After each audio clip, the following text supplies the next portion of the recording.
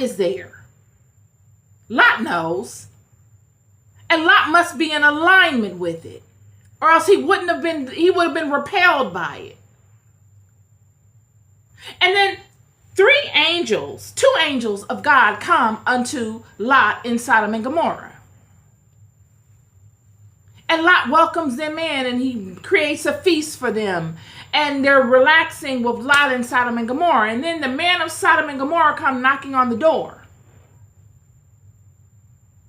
demanding the two angels.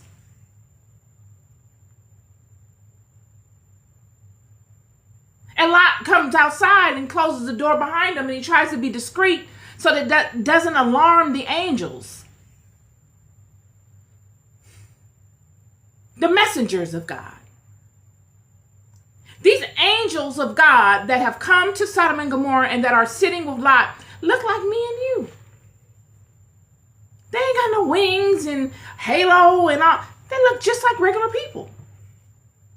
So much so that the residents of Sodom and Gomorrah come looking for them and demanding them to come outside so that they can have their way with them sexually.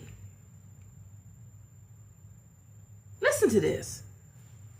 And there came two angels to Sodom at evening, and Lot sat in the gate of Sodom.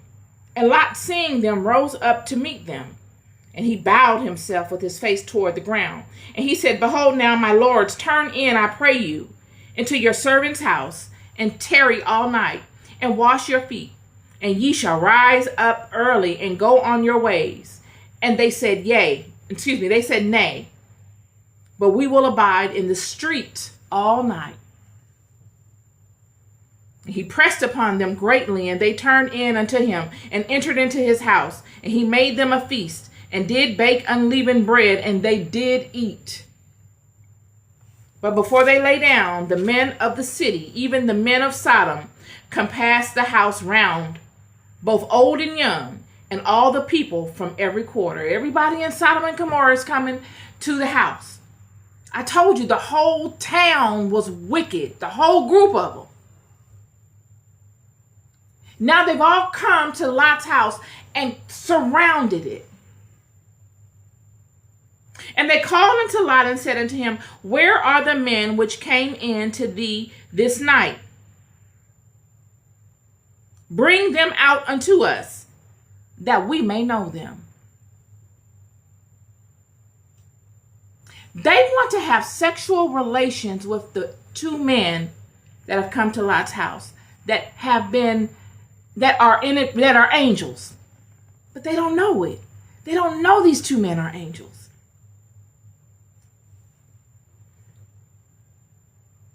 And Lot went out at the door unto them, and shut the door after him, and said, I pray you, brethren, do not so wickedly.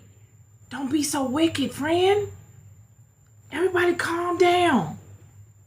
I pray you, please don't be so wicked. Behold, now I have two daughters, which have not known man. Let me, I pray you, bring them out unto you, and do ye to them as is good in your eyes. Only unto these men do nothing, for therefore came they under the shadow of my roof. Lot is saying, friend, I will give you whatever you want as long as you don't do any harm to these people. Lot knows the anointing over his life. These men don't know it. Friend, if Lot would have explained the anointing over his life, they wouldn't have believed him anyway. That's the thing with an anointing. You don't walk around with a sign, anointed. Let me get anointed on my neck. Get anointed there. I'm going to get anointed right here. Anointed. Anointed. You don't walk around like that. And it's not something you explain to people. You yourself don't know the fullness of it. So why would you diminish the value of it? Speaking it to people. Casting your pearls at the feet of swine. Yet now that these people have come in such a convention,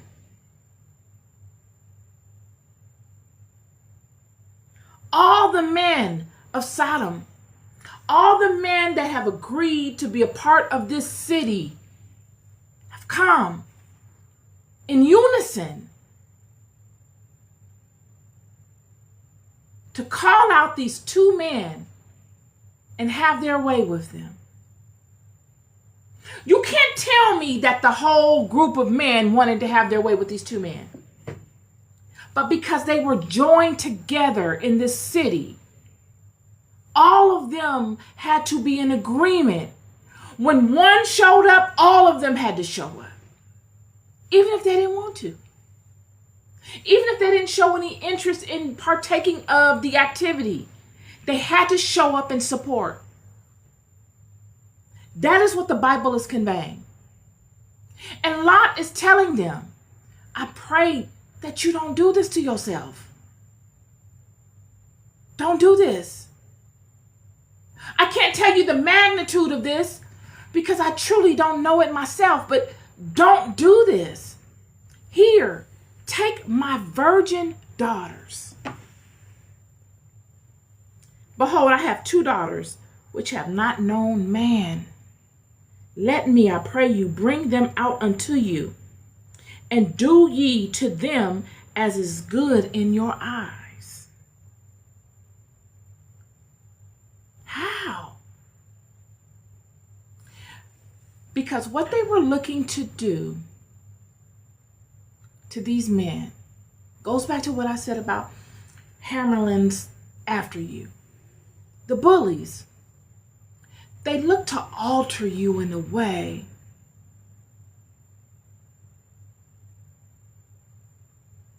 that is irreparable before you truly sprout out. Benji was afraid that Hammerlin was going to alter him in his youth, and that would be that day that he went to confront Hammerlin would be the last time that he was in that particular way. He couldn't forecast out how he would be changed, but he felt that this confrontation that he was going to have with Hammerlin, that he was forced to have, was going to alter him permanently in some way. The same thing here with Sodom and Gomorrah when these angels come unto Lot's house. And then all the men of Sodom and Gomorrah come to have sexual relations with these angels. These men want to come not because they're attracted to these angels. They want to come upon these men that were angels, which they didn't know. They just see them as men. They want to come upon these men and turn them. They want the thrill of being the one to turn a man, to break him of his manhood.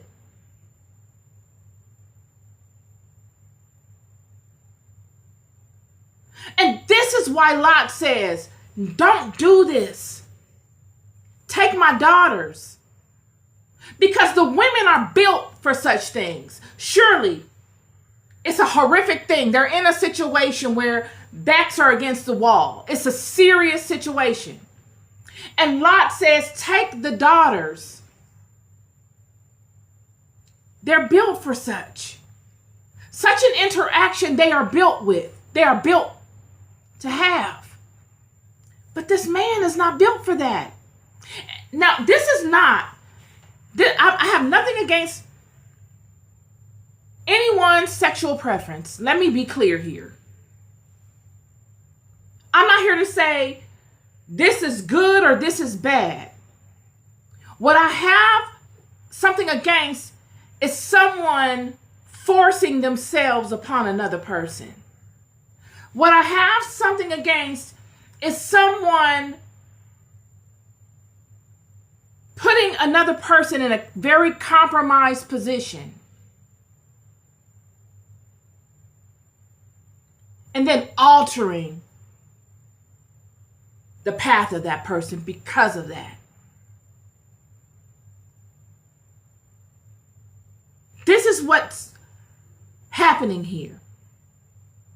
And Lot is trying to contain it.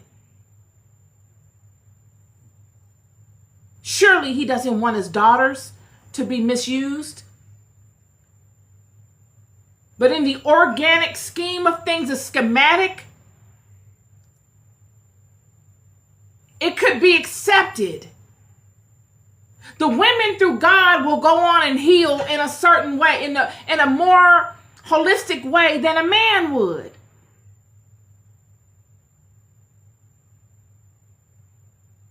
I bring all of these things up to tie this Sodom and Gomorrah piece up. These angels will show their strength. The men of Sodom would be blinded. They would be destroyed in a sense. The whole town of Sodom would be destroyed. And this will be the precursor. The bullies thinking that they can bully will cause all of them, every one of them, to be destroyed. Friend, Google it on YouTube. You will still see till today that whole area has sulfur balls, blackened sulfur balls from the amount of fire that rained down on that place. These conversations are not myth. This is not fantasy, friend. I know many of y'all think it is, but it is not. And a lot of times you think it is because you need to be in a state of delusion so you can keep going with your stuff so that God can show up and show out, because he's gonna do it.